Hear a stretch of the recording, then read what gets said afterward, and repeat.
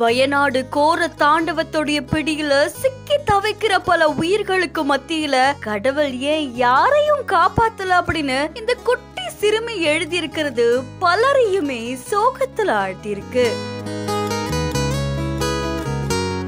இயற்கை பேரிடருடைய பேரழிவுல சிக்கி வயநாட்டுல பல உயிர்கள் இறந்த நிலையிலும் பல பேர் தன்னுடைய குடும்பத்தை இழந்த நிலையிலும் ரொம்பவே கஷ்டமான சூழ்நிலையில இருக்காங்க.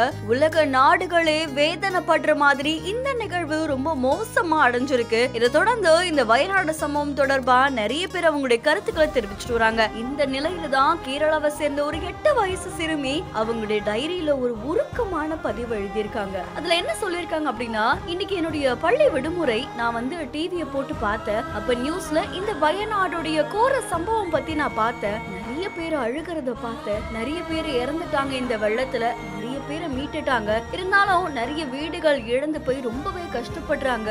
ஏன் கடவுள் யாரையுமே காப்பாத்தல அப்படின்னு கேட்டிருக்காங்க.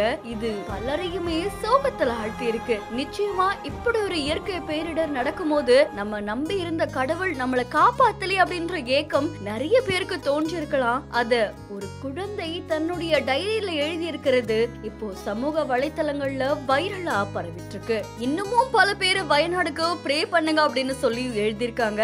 நிறைய பேரு உதவியும் செஞ்சுட்டு வராங்க. இந்த நிலையில வயநாட்டுல இருக்கவங்க எப்படியாவது மீண்டு வரணும் அப்படின்றது தான் எல்லாருமே யோசிக்கிற ஒரு விஷயமா இருக்கு.